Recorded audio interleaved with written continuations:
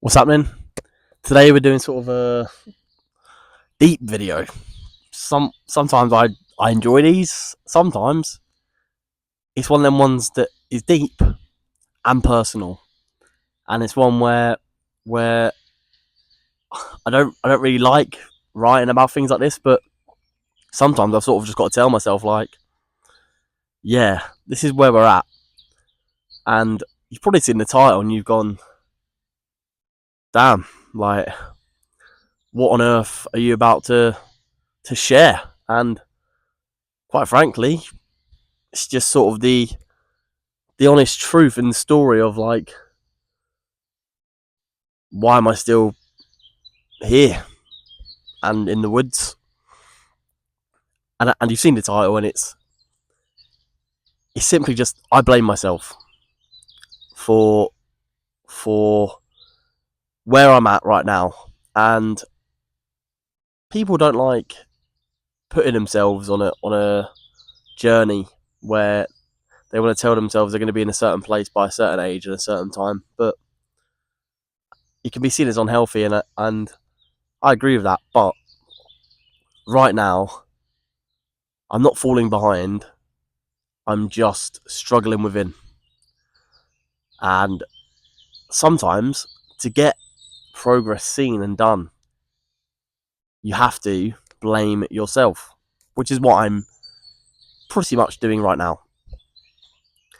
In my decision making, in a lot of things, especially in the last year, finishing university, which was the toughest year of my life in terms of getting the work done, trying to make a new social circle of friends, trying to sort of be liked, because it's quite a hard environment if you're living with people you don't know and you're not liked. So like you're not forcing it, but you just want them to sort of know the real you and know that you're actually sound, which I think I am. But I took too long in my indecision, and in my life and where I wanted to be, I've had all the ideas, I've had the desire, but I've just continued to just hesitate and stick where I am and not make any real life progress rather than just sort of mental and social. I overthink everything. This is opportunities, and these opportunities, whilst I put them off, they fade. And it's created this fear that's dressed up as waiting for the right moment. And we've discussed before, there's never a right moment. But in my head, I just keep ending up telling myself that there is. And the one thing that's then getting in between this is, whilst I'm in between decisions, not making any choice is hurting more than making potentially the wrong one. The main thing is that I didn't believe in myself. I've given more weight to sort of outside external impressions rather than my own. And I've continued to downplay my own abilities of sort of what I am. One thing that I always continue to tell myself is that the smartest person I know is me. And people will say that's vain, but I've got that belief where some people can be more educationally smarter than me, more intellectually smarter than me. But in my own head, I think I honestly, I can hold myself well in any conversation. And this is not about maths, stats, science, life. I would come out on top. And when I've downplayed my abilities, it's so I didn't stand out and become arrogant, judged. And I was never able to really show the confidence and me till I was about 18 years old, maybe 19. Let's just say 19 for the start of university. I was never in an environment where I could feel like I could be myself until it had potentially been too late. At uni as well, I sort of, you learn more about yourself and people your own age as well, especially by living with them. And it got to the point early days when I was 19, where I started to sort of then put a label on myself, where I I would say that I was sort of the most overconfident, most extroverted introvert. And you're like, what are you on about, mate? And what I found out is that there's a middle ground called the ambivert. So then I started tagging myself as that. But really, as I've just sort of thought about it more, all of the time, all day long, I'm all three. And I think all of us are as well, where in some scenarios, we just have that intuition, that initiative, that thought, where we know we can do a job or get to a certain place quicker and smarter. And it also depends on potentially who you're actually in conversation with. And that's where I find myself sort of becoming an introvert, when I'm not comfortable. But then when I know people, when I know people that are comfortable socialising with me, that's when I sort of fully come out as extroverted, and sometimes say too much. But I also blame myself for losing this balance and not understanding this balance between humility and sort of self-worth, where a lot of the time I put others' perception of me before my own, and it's what has ended up me labelling myself as that ambivert when I'm not. I'm nothing really. I'm all of them. I'm none. Do you know what I mean? I've also taken too long to use my own power for good, and what I mean by that is the power of deep conversation.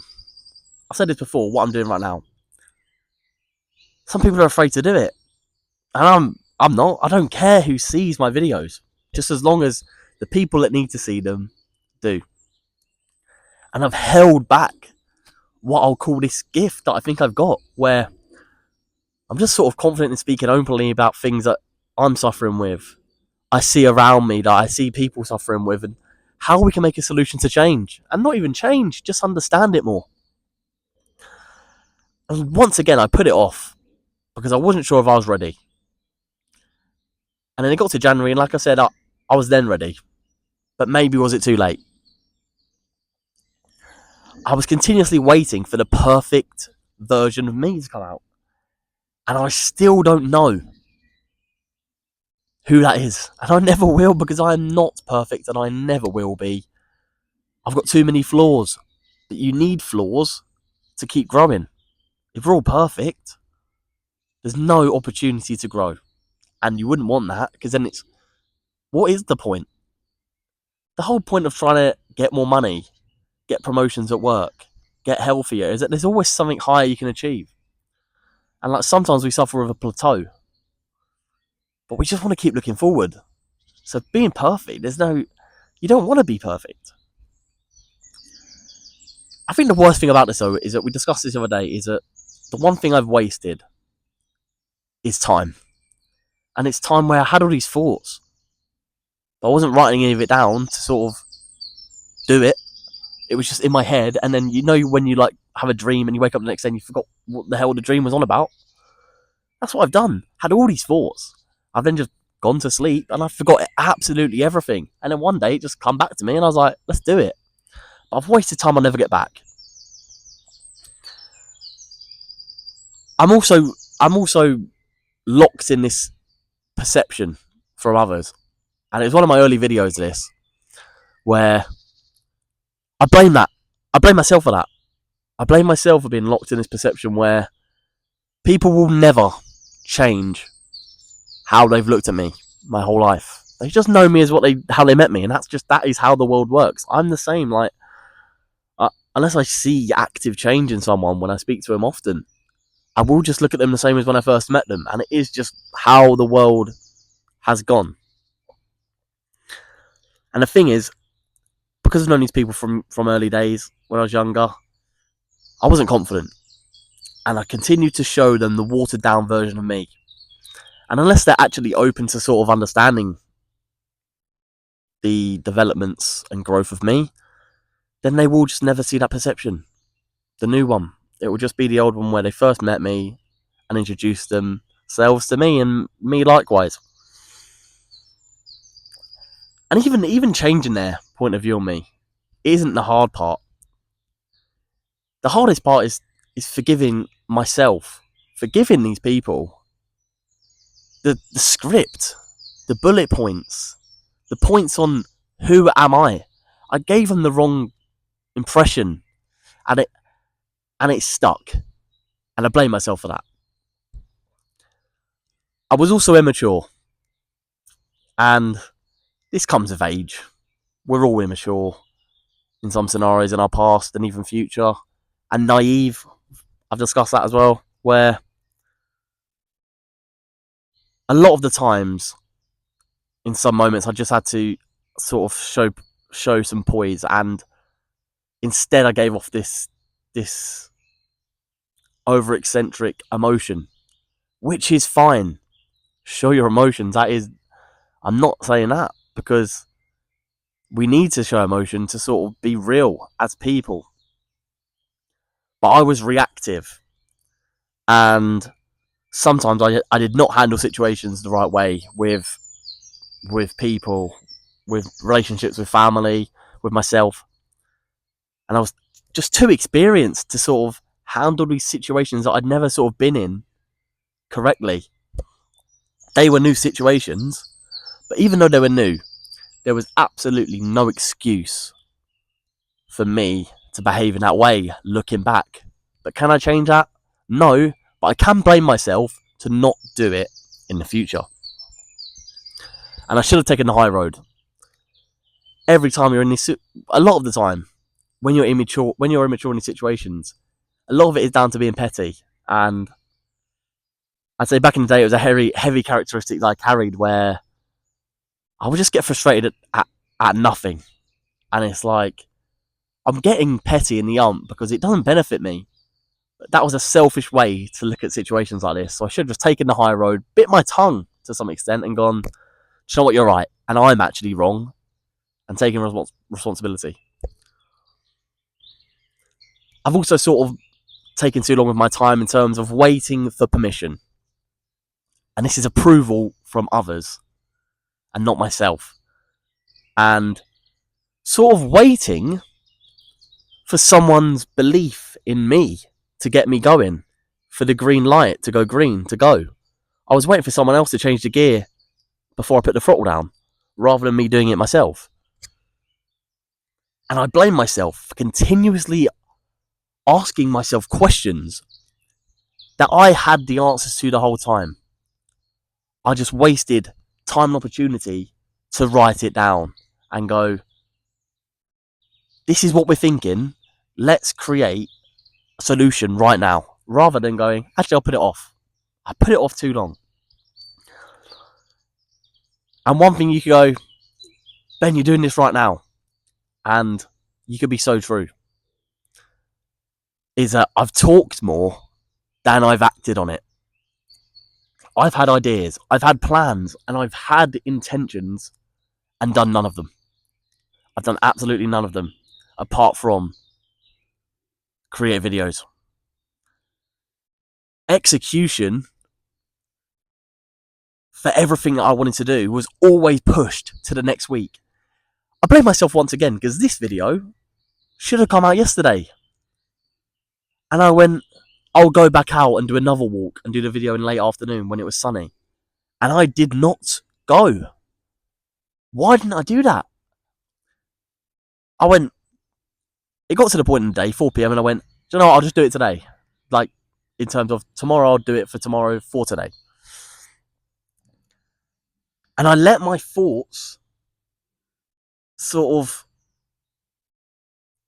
lead, rather than turning the thought they had into a reality where I'm just pushing it back and waiting.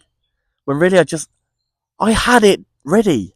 So why was I wasting time and opportunity to where you look at it and go, you could have posted a video yesterday, and then you could have done a bit more journaling last night for today's video, and you'd be right.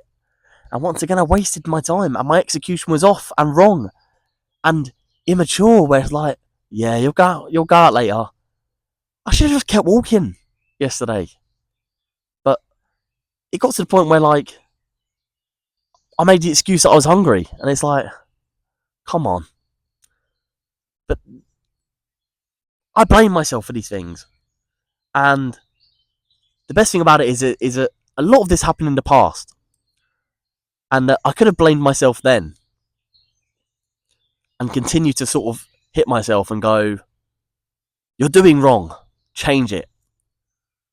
But if we look in retrospect, by blaming myself now, in the mindset and higher level of maturity that I'm at, blaming myself for everything all at once is more beneficial for me. It might not be for you, but for me, doing this will just create that growth rather than making sort of 10 different scenarios in my life whilst I was younger, spiraling, which could have pushed me to sort of a state that I would not have wanted to be in.